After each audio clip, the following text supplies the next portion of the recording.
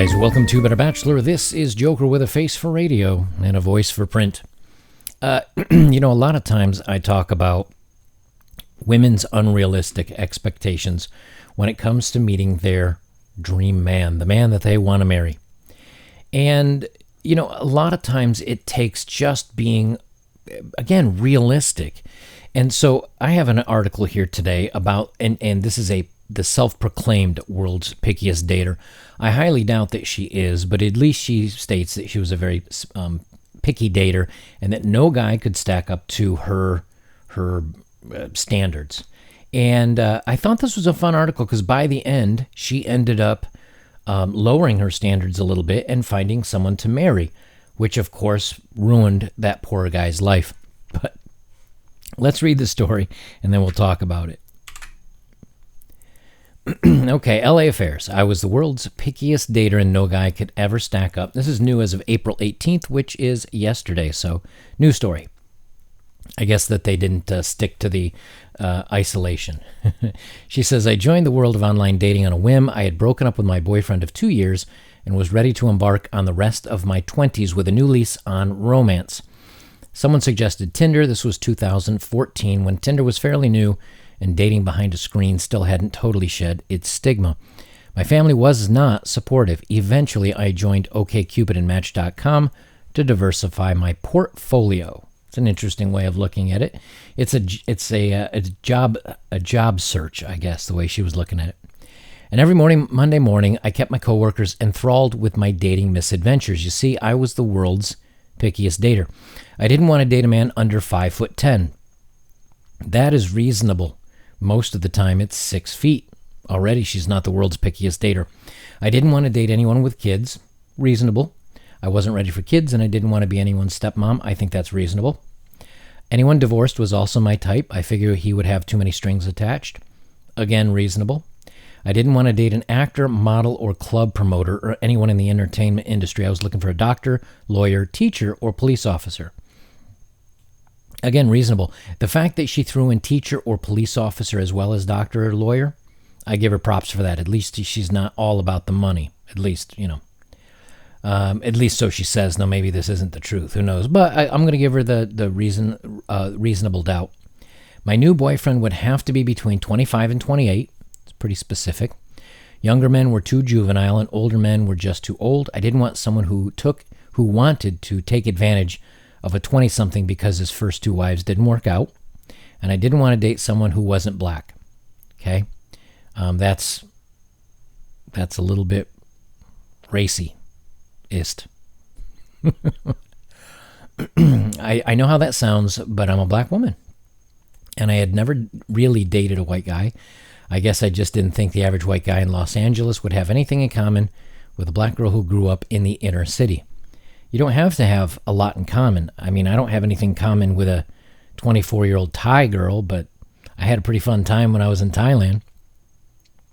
So I put up the dating app filter I put the dating app filters to work to weed out or weed in the perfect guy for me. I left no stone unturned in my search for the best candidate. I read a potential date's profile as if he was applying for a job with the FBI. Wow, true love. Gosh, see, she sounds like a treat, a pleasure to go on a date with.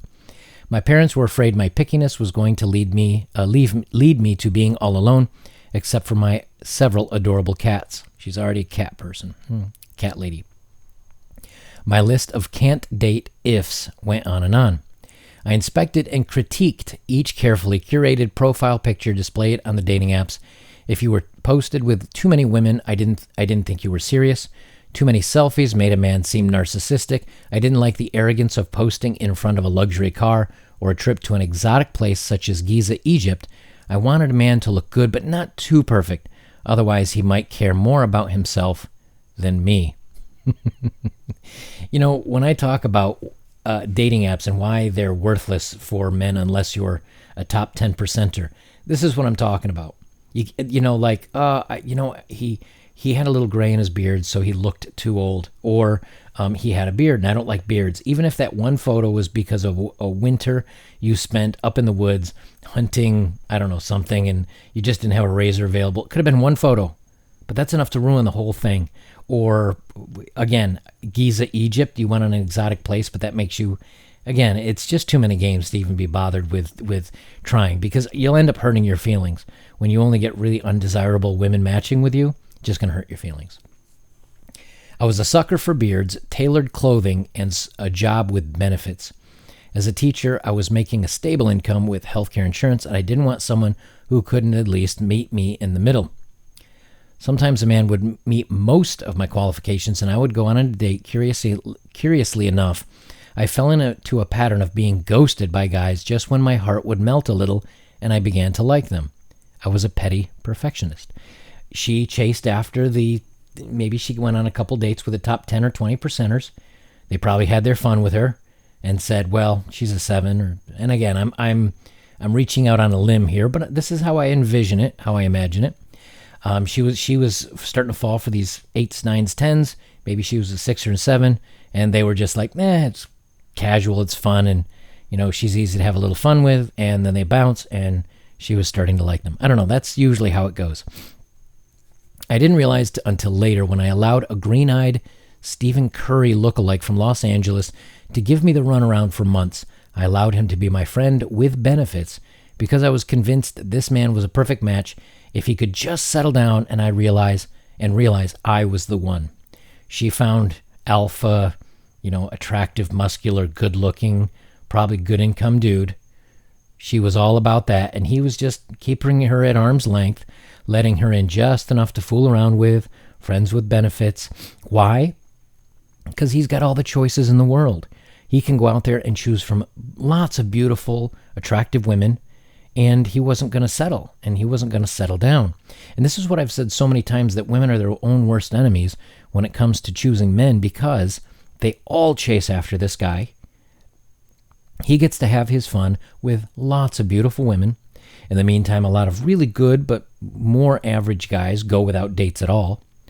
And these guys are not going to settle down. They don't need to. They're getting so much action. They're having a great time with it. So she gets her heart broken. He gets to have his fun. And whoops, I'm telling you, high standards only work out great for the good-looking guys because they get all the action. But the women and the guys that aren't that, they get left behind. It was out of sheer desperation, or I had just exhausted all my Tinder matches. Wow, if you're in LA where the entertainers are and you're running out of Tinder matches, that I finally began to uncheck certain filters on my OkCupid profile, such as age, distance away, and eventually race. I didn't necessarily answer messages from men outside my preferred demographic range, but the key was to make myself feel as if I had more options. She ran out of dudes, so she wanted to at least be able to look at maybe some more B-tier guys, so she opened it up a little bit. One of the coworkers I had long entertained with my dating stories, a woman like myself, had been dating a Jewish man for a few years and had just gotten engaged. On several occasions, she had encouraged me with little success to date outside of my comfort zone. She knew I had a type. She also knew that, unfortunately, there were only a few Drake doppelgangers out there with high-paying jobs who didn't also have children and or crazy ex-girlfriends. So she was she was wanting the 10 percenters, and they didn't want her. Shocking.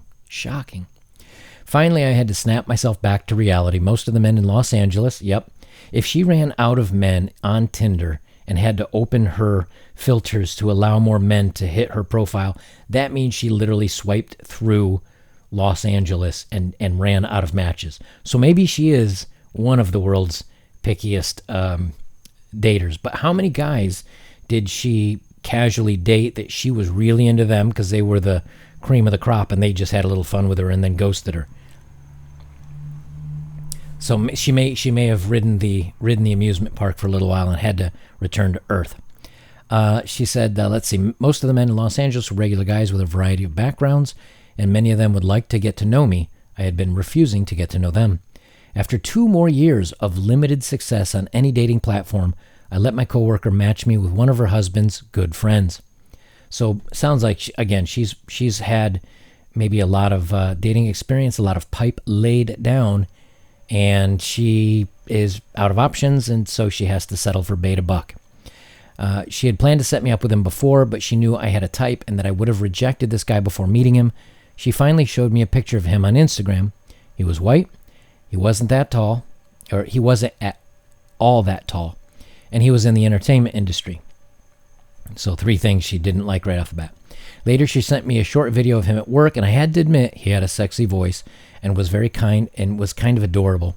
He was being given a cake to celebrate his signing to a record company as an in-house writer. That's a pretty good job. So, maybe that persuaded her a little bit. What I really liked about him was how humble he appeared despite the circumstances, and I noticed he had the most brilliant blue eyes I'd ever seen. I responded with emoji with huge eyes. Okay, I was willing to try. We met about a month later. We were in love within weeks, and we were married within months. But now I know he's everything I ever wanted and hopefully will ever need. Lesson learned. So, what do we know about this? He probably didn't have a lot of luck with women. I mean, if he wasn't 5'10 or up, which was hers, that puts him in the 5'8, 5'9, 5'7 category. He was in entertainment, but he was an in-house writer, which is probably a little bit of money because he was given a cake to celebrate a signing to a record company. So that's, good job. And, different color. Vanilla's not so bad. Chocolate, she had a preference for. But, so it sounds like she didn't exactly sound like she settled too bad, but he was not the alpha guy that she wanted. And what did she do to find her happiness? She settled. Now, out of this, I actually feel bad for the guy because the guy ends up with this girl that's really super picky, and maybe she had eyes for, Superman, and she ended up with Clark Kent. The problem is that someday a Superman may flirt with her, or she may flirt with the Superman, and he may flirt back a little bit thinking, it's, kind of easy, a little bit of action here on the side, but I don't want to get involved with her. And she may, step out on the relationship. And while she's falling in love, that guy's just like, whatever, I'm just having a little bit of fun. And then, oops, marriage is ruined, and this guy joins us here on a Bachelor channel to try to figure out what went wrong and how he could have done it better, only to learn that nothing he could have done would have satisfied this. Let's see if there's any. So Lauren, yesterday, I haven't pre-read any of these reactions, but as long as we're here, why not? Lauren says, I don't understand why women are so picky about height. I've never dated a guy taller than like 5'8", and I'm 5'7". Height just isn't that important when it comes to love. My fiance is 5'6", works in the fast food industry. He's also incredibly sweet and loving. You never know where or when you'll find love. So if you're looking, be more open-minded. Otherwise, you'll end up being that woman posting in her 40s about how no one ever loved her and she has 20 cats. Lauren, I am a fan. I love hearing that from women, especially she's dating a guy that's shorter that works in fast food. Now, she may be young, but at least she's not got these starry eyes for, maybe a 28 or 30-year-old dude that's just going to, love it and leave it. Let's see if there's any other from women. Poodle Girl says, I married at 19. So I just married a guy with a cute smile who made my heart beat faster. I'm still married to him 46 years later, so I guess I got lucky in finding the right man for me. The things she thought were important while single really are not in a long-term marriage. Can you work together, both have a voice in decisions? Do you agree on money management or how to raise your children? If you can be a united front on most issues, you will get farther in life. Opposites attract, but it doesn't make for an easy relationship. Savers who marry spenders get divorces, as do tidy people who marry slobs. These dating websites should include more of those types of questions. Good response from Poodle Girl. Let's see. Again, I'm just trying to find replies from women because we know how the guys answer. They'd answer like we answer. Sylvia says, I met a lot of men that wanted to shack up, no commitment. Sure. Wasn't many that were serious. Once they've been divorced, they are too scared to go down that road. But now I am older. I do not blame them. You have to take a lot of things in mind. So yeah, you get an idea here. I won't beat a dead cat, as they say. But you can see that the women that are here that got married and met people that they loved, these guys were not the end all to be all. They're just average, everyday guys that are going to be good to everyday women. And when the women stop shooting for the moon or stop shooting for the stars and land on the moon or land on a 737 at 30,000 feet, they're going to have a better opportunity. And you can look for the qualities that really matter. Because I'll tell you what, tall, good looking, those don't automatically make you a good person. You have to look for other qualities. Guys, if you'd like to support my work, links are below as always. Thank you for those that have donated recently. I do have PayPal and Subscribestar as well as Bitcoin. Although the best way you can support me is like, comment, share, hit that subscribe button, and get the notifications, and check out some of my older videos. Guys, I'll leave it there. This is Better Bachelor. I'm Joker. And remember, if you keep your expectations realistic, the odds of being happy are much higher. Thank you.